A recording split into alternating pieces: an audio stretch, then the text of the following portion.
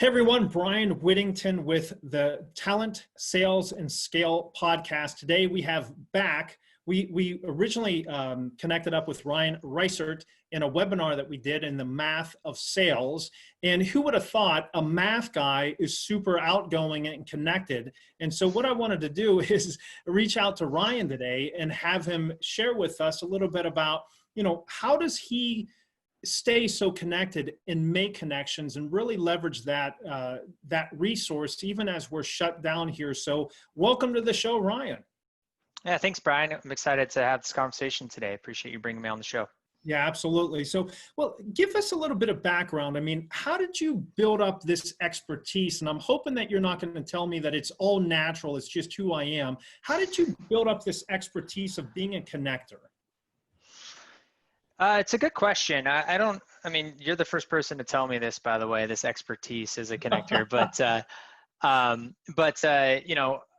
you looking back at my background, you kind of hit the nail on the head there. I came from traditional background that you would look at saying, well, how the heck are you in sales, right? A math guy in sales, what's going on here? But if you go further back, throughout my life, right, I've always been in a position where I'm trying to do something new. I'm trying to stay busy. And that's just based on my background, So for those who don't know me, I grew up in a pretty rough family. My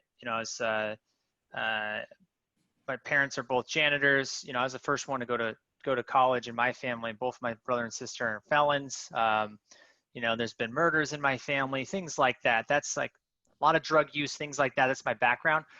So from a young age, I've always been trying to be busy, right? Whether that's sports or student body, or I was in the orchestra, I was in the choir, I was in everything, right? And I think that's a big part of my personality, which is that I've always got to find new people to keep myself busy. And maybe like escape from, the other things in my life. And I think a lot of that translated into, going into college. Although I studied math, that was what, allowed me to get into school. I was always a little bit ahead in math, and that's just why I studied math. I always had the interest of being a teacher and a coach. And so when you're, actively involved in a lot of things and you want to be a coach or a teacher, you tend to, have a knack for wanting to get to know people, understand their drivers, and try to give, right? That's kind of the whole industry. And so when I found myself in sales, it was pretty natural to, not be afraid to get out and ask questions and get to know people and, passionately, genuinely be interested in trying to help them. And that's just a big part of it. There's a lot there. So I did not know that background, Ryan. So typically speaking, whenever you find people that want to connect, there's what's called one of the assessments that we use. They call it a high need for approval, right? That they would rather be liked than respected. And there's a whole joke that we can go in there. But the thing about you is even with that background, you're not just looking to be liked. You really bring a lot of value to everything that you do. So talk to me a little bit about that motivation. I mean, how did you keep things going? Again, I don't really know. I think it's more of just like a fear of, I don't have a backup, right? Like my failure, like a real failure, right? Which is kind of funny. I finally gotten to this realization in my life that, I can't really fail the way I used to define failure in my life. It'd be impossible for me to get there unless I started shooting up heroin and was in the gutter somewhere, right? Like I can't get there. It's just not going to happen. I'm past that. So that fear of failure is what really drove me. I didn't want what I had at home, right? I always wanted to be quote unquote successful. I wanted to be able to never have to lean on someone else to get what I needed. And in order to do that, you got to know people, right? And in order to get to know people, there's the more you read, and this is the truth, is like if you give more than you take, you're generally going to be ahead. And I've kind of taken that as a part of my my personality and my approach. And I usually am giving a lot more than I take, and I don't really ask for much. And it seems to come back to me. That's just my process. So how do you keep that up? Because a lot of times you give and you give and you feel like you give and you never get anything back in return. Um, how do you do that with an authenticity?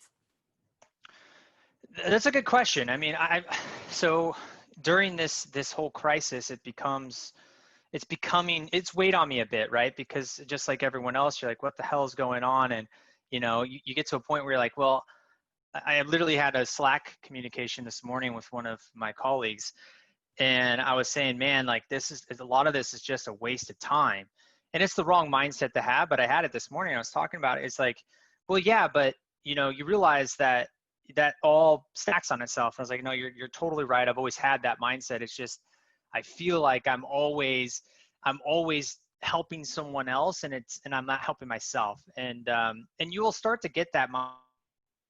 Um, I think that I don't know if this just happened, Brian, but I'm having an issue with my mic. Maybe can you hear me? Yeah, you just came back in, so you're good. Yeah, sorry about that. Um, that's the wrong mindset to have, by the way. As soon as you start having that mindset, it's not going to be authentic anymore. So you have to passionately, genuinely believe that, what you're doing is it is because you want to do it. It's not because of some other reason. If you're doing something to try to have like financial gain, it's just not going to work out, right? You have to kind of be there and not expect something. If you do, it's just not going to work out. And from time to time, I find myself in that position where I'm like, hey, I don't know if doing this is really worth my time. And every time I find myself doing that, it's when I'm in the wrong mindset, right? I have the wrong I'm expecting more than what I'm really trying to do. And that's a situation that you shouldn't be involved in. What I mean by that is if you're trying to do something with the expectation that you're going to get something back from that, then it's not going to come off authentic. And ultimately it's probably not going to work out for you. So don't play those games, right? Do it because you want to, and What, don't expect an outcome. And you're going to have a much better life in that but regard. so it's really interesting though, Ryan, because you stack your day. You have your day planned out. You know what's going on. Every minute has a purpose to it. So you can only do so much. So how do you know when to cut something off? How do you know when to build it up? I mean, any tips or tricks for those who are listening here, and not just really being taken advantage of? Well, that's the conversation I was having this morning, right? Where I'm like, I do all of this, I do a lot of this stuff, and a lot of it's a quote unquote waste of time. And to answer your question specifically is you have to understand the value of what you're doing, and not in the lens of the short-term outcomes that you're looking for. You have to have a North Star. There has to be a purpose for what you're doing, purposeful inputs for produce purposeful outputs. And so you've got to be aware of the work that you're doing today and how it's going to help you accomplish the goals that you have to accomplish. So if it's sales, right, you've got to do your calls, you have to have your meetings, and you've got to be able to try to push deals through to hit quota. But you also should be thinking long term about other things that are going to impact 10, 20 years down the road. And that's hard to see today because everyone's so short-sighted. But all this stuff has compound. It's like compound interest, right? The deposits you make today will have there'll be significant value in the future. There's a lot of arguments around social selling and if it works, and so on and so forth. And I think the reason why most people don't believe it works is because they're so short-sighted. Where's my revenue today? Where's my money today? If you're using social media, you're spending time doing these types of things, podcasts, webinars, putting videos out there, and you expect to get an immediate result, it's not going to happen. You have to put those deposits in, and you're going to have to look 5, 10, 20 years down the road. And those little tiny improvements, those little extra followers, the extra person that you help that you didn't even know, it'll pay off at some point in the future, even if you're not expecting it. I've been blessed to have started a few different companies all around the same concept, which is trying to help salespeople have the best career possible. My first company was a recruiting firm. My second company was a sales training and basically recruiting firm. My third company was a business sales training company and outsource firm. And it's all around helping salespeople be better at their job, make more money and all that stuff. So all along the way, I'm just building this audience of people that eventually are going to be in sales leadership, eventually are going to be running their own companies.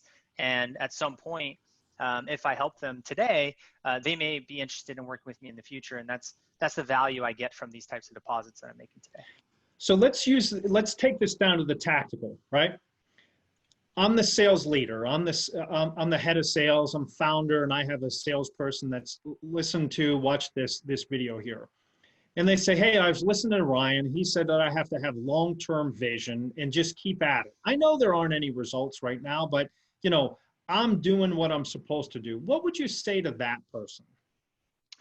If it's the rep? Yes. It's a rep?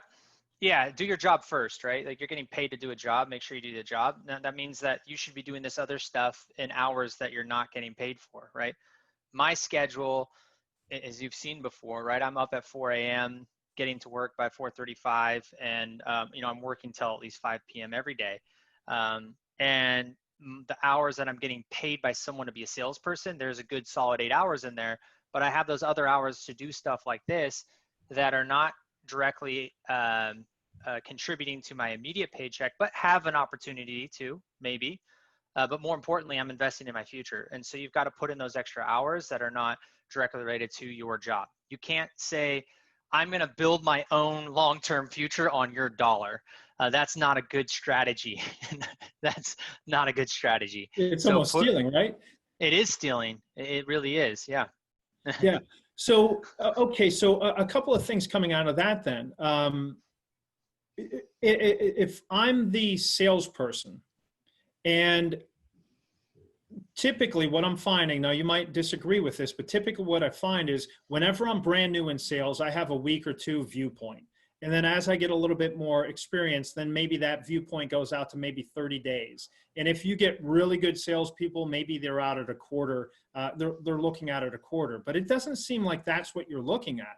That seems like that's all short term. It looks like it to me, you're executing in the present, but looking to the future, maybe, I don't know, is it 3, 5, 10 years out? I mean, what's that North Star? Where are you at there? And then, so that's the first question. Where's your North Star right now? How far out are you looking? For me personally? Yeah. Oh yeah. I mean, I'm 10, 20 years out, right? I mean, I want to be done having to work this hard when I'm in my mid 50s. And so I'm laying all that groundwork today to be in a position to do that. That's my North Star. And I have a vision for what that looks like. And I've always been driving towards that vision. My stints at entrepreneurship and the relationships I forge and the time that I spend is all driving towards that future state of where I want to be. And the deposits that I make daily are aligned with the roles that I take, the jobs that I've and the companies that I've worked for, as well as the failures that I've had as an entrepreneur, right? And those failures are all stacking up towards the same long-term vision. Well, so let's touch on that because, and I'm glad that you're bringing up a failure. And I would encourage you, and I'd encourage everybody listening here, that you only fail when you give up. Right? That's right. That these are really lessons learned because, I had a great mentor, a guy by the name of Bruce Bickle, F-4 fighter pilot in the Navy, a phenomenal guy. And he said this, that success only leads to failure because somebody's going to get faster, figure something out. But if you strive for excellence, and it seems like that's really what you're saying here, Ryan, is that you're striving for excellence. You have a clear vision of where you're heading. And nothing's going to throw you off. And we are all going to get knocked off the game. And it's really the level of excellence that we exude is when we get knocked down, how quickly do we get back up? And what are we going to do about it? I mean, that's kind of what I'm hearing you say or seeing you do. Am I off on that? No, you're spot on. I mean, you can't find success without failure. There's unless you have some sort of obstacle or issue or problem that is in your way, you're not growing, right? So that's the difference between the growth mindset and a fixed mindset. Or I've been reading a lot about like stoicism, right? It's like there's a good book by Ryan Holiday that was recommended to me called Obstacles in Your Way.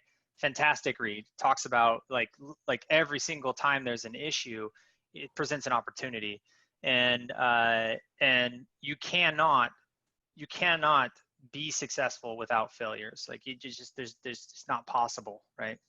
Yeah, It's just and not I don't know, possible. and I don't know if you did this whenever you're recruiting, but whenever I'm hiring people onto my team, I want to make sure that they failed, because the first time they fail, I don't want them to be on my dime and then over in the corner sucking their thumb, not being able to get back around again. So that grit, that background that you had growing up and coming out of that is awesome. I love that. So now let's get back to the connection piece then. So you're connected, you're doing all of this with a vision in mind, with authenticity.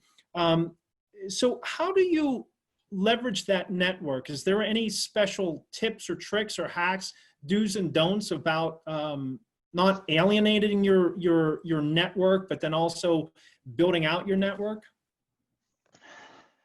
Yeah, I mean, I think there's a lot to unpack there. I think this is just my opinion. I haven't put a lot of time, energy, and effort into strategically trying to engage with this exact person in this exact way. That's just not how I've done it. I basically have a vision of where I want to go, and it's like The Secret, right? As I have a vision of where I go, like the relationships come in front of me, right? Like getting introduced to you, for example, it's opened up a lot of doors, and we have conversations, and it leads to other introductions along the way. Our connection has led to me introducing you to people and you introducing to me to people.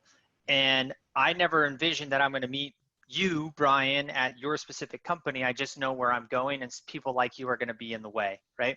Along the way. And so when I make those connections, I'm trying to understand where you're going.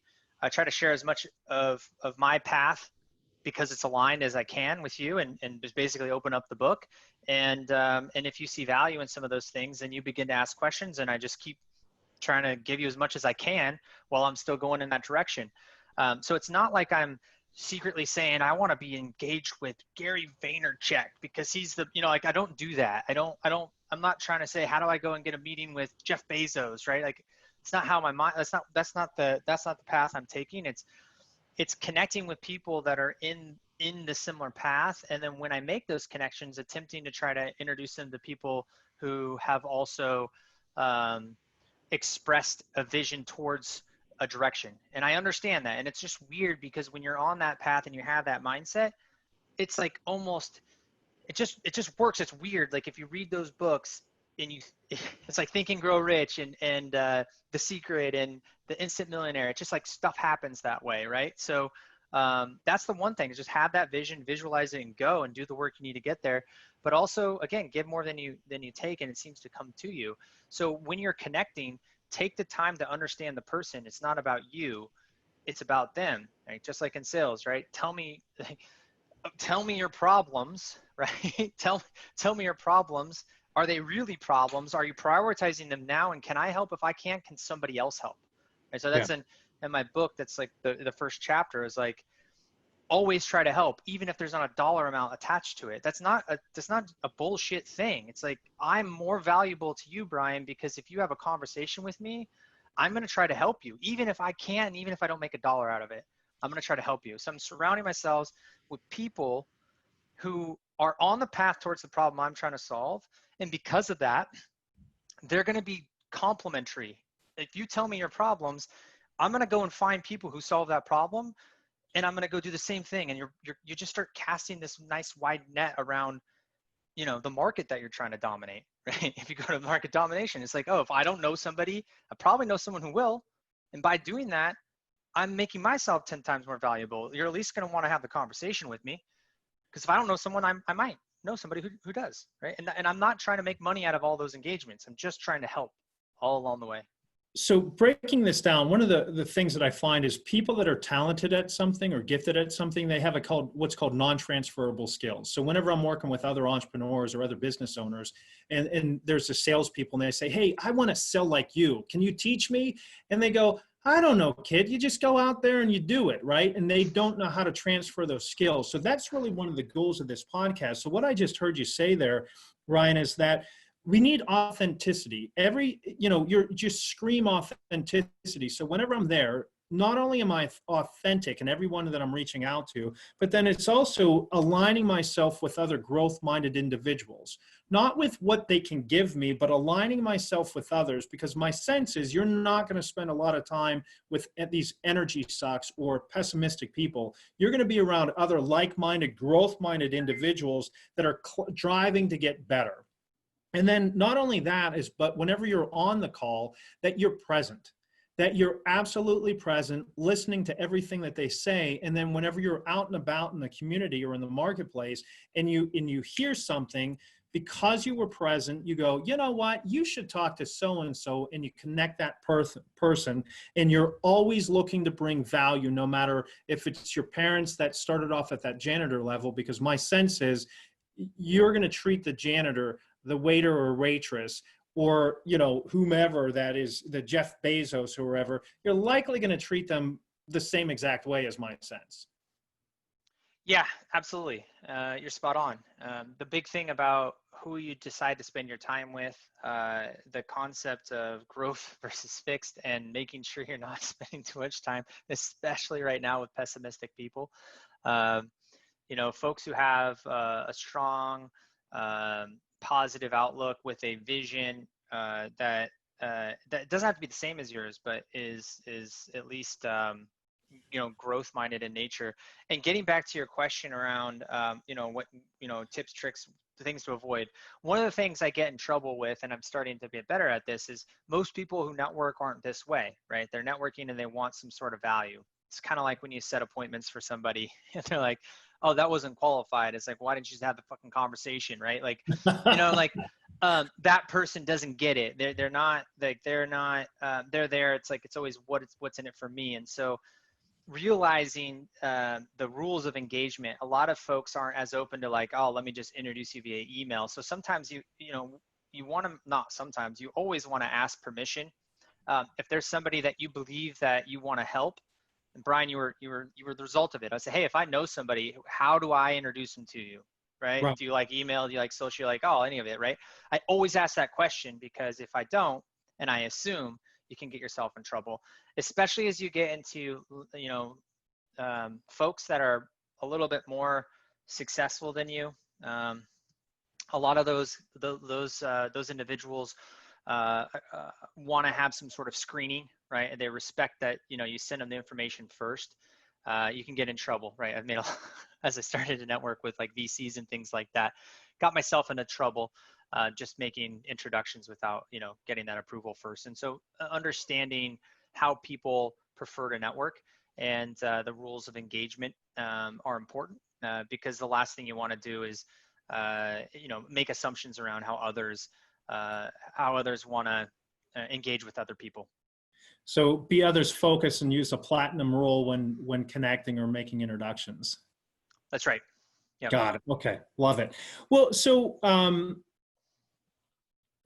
got a little bit about you being future focused. So what gets you out of bed every day? Is it still the fear of failure? What gets you out of bed? No, so I've had this transformation, mental transformation during this pandemic. To be honest, it's really helped me move away from that being my motivator to now the future, the future state and the success. But more importantly, actually being a little bit more present and getting excited about, it doesn't really matter about the past, doesn't really matter about the future. It's, where am I at today? And having a really solid North Star developed has been helpful. But I'm no longer driven by fear. I'm more energetic about, what problems that I have today that I can work on, and seeing that like those incremental improvements, right? So that daily commitment to the process and being able to check off those little milestones that I know are getting me to the next phase have been a little bit more motivating than, worrying about, again, am I going to wake up with a needle in my arm in the gutter, right? Like, it's just, it's a different motivator. And more recently, trying to be a little bit more present. I've struggled a bit because of all those other kind of false stories I've told myself in my head that I need to be working so hard and doing these things because it's going to make sure that we have what we have for my family. But starting to make that, I'm not there yet, but trying to make that transition to being more present for my wife, my kids. I've got a 3-month-old and a 2.5-year-old. So trying to find time to spend with them and not just working all the time, but also, spending time with my family and making sure that they're a part of that future by being here today for them now. Yeah, it is a hard thing to do. So I get that completely. So now, how about your any suggestions of recommended books or podcasts that you're listening to, other than let's give a few. You'll pick up your book if you have it there. I was going to do that as a background, but I couldn't. Oh, no, I mean, I got a ton that I've been reading recently. Again, I already mentioned a few of them, but the Obstacles in My Way by Ryan Holiday, The Instant Millionaire by Mark Fisher, Think and Grow Rich. All these books, if you go and read through them, are really good for the present. It talks about, issues from the past, whether it was the recession, which was The Obstacles in the Way was prevalent when that book was being written, or the most recent recession, or Think and Grow Rich was just coming out of the Depression and the last flu, and kind of a lot of the things that were happening, but the things you need to do now to get away in the future, and it'll surprise you, how it's kind of just repeating itself. And then outside of that, I do try to pick up books that are more, like psychology stuff, right? So Mindset is another book I just started, which is all about, the stories you tell yourself. What's that? Mindset, the New Psychology of Success, Carol Dweck, or? Yeah, exactly. Okay. So I just started that book, but it's all about, the fixed and growth mindset stuff, right? So, yes. And the power of the growth mindset. So it is huge, and you're living that out. And then a couple of others, the things that we say when we talk to ourselves. I can't remember the author of that, but it goes to what you're saying. Is whenever I go back and I'm dwelling on the past, or I'm focused on my failures, and whenever we talk to ourselves, whenever you and I are talking, we might be a little bit faster than others, so we might be at 120 words per minute. But when we talk to ourselves, we're 800 to 1,000 words a minute. And whenever we're talking to ourselves, it's 80% negative typically. I mean, you would beat the snot out of somebody that spoke to you the way that spoke to somebody else the way you speak to yourself. So we have to really be careful of that. And that growth mindset that you're talking about is so helpful. And I think another piece that you spoke of, and I can't recall, so forgive me, I can't give proper reference, but it really goes to practicing that living out who you want to be, right? So if I'm seeing myself practice perfectly, and we see this with Olympic athletes all the time, they practice it out perfectly. So it's, instead of reliving the past, it's seeing yourself relive the future state of who you want to be. So it's Maxwell Maltz wrote it, The New Psycho-Cybernetics by Maxwell Maltz, and he talks about practicing in the theater of your mind. So doing that, seeing yourself practicing it perfectly. So whenever you're going and executing, you can have that growth mindset. And when you get thrown off, you realize it and get back to it. So I love that. So now who should reach out to you, Ryan? How should they do it? And why should people reach out to you? Yeah, I mean, I think that, well, I mean, I'm open to anybody who wants to learn from stuff that we've talked about today. If you want to pick my brain, so whether that's a rep or a first-time manager, someone trying to figure some stuff out, first-time entrepreneur trying to figure stuff out for the first time, those are all interesting conversations where I can bring some perspective. I always welcome those conversations. Organizations who are trying to build out a sales engine, right? That's really where my sweet spot is. The emergence of sales and marketing, and geeking out about target message channel timing, technology, people, process. Those are the things that I like to talk about and can provide some perspective. So if you're in any of those boats, I welcome a conversation. How they want to reach out to me. My phone number is posted on my social channel, LinkedIn. Sales development representative is my handle. Twitter at @Reistert. Any of those channels you can reach out, but my phone's usually the best way. So it's just 415-994-0110. Give that one more time. 415-994-0110. Perfect. So what we'll have is this recorded out. So a lot of good stuff. Obstacles that get in your way. Read that book by, who is it again? Ryan Holiday. Ryan Holiday, good first name, close to mine, but we won't hold that against him. So Ryan Holiday, be authentic, keep a growth mindset, be present, always looking to bring value, and be others focused, and use the platinum rule. So Ryan, I can't thank you enough. As always, boy, I could spend all day with you, but can't thank you enough. Yeah, thanks for having me, Brian. My pleasure. We'll see you. All right. Cheers.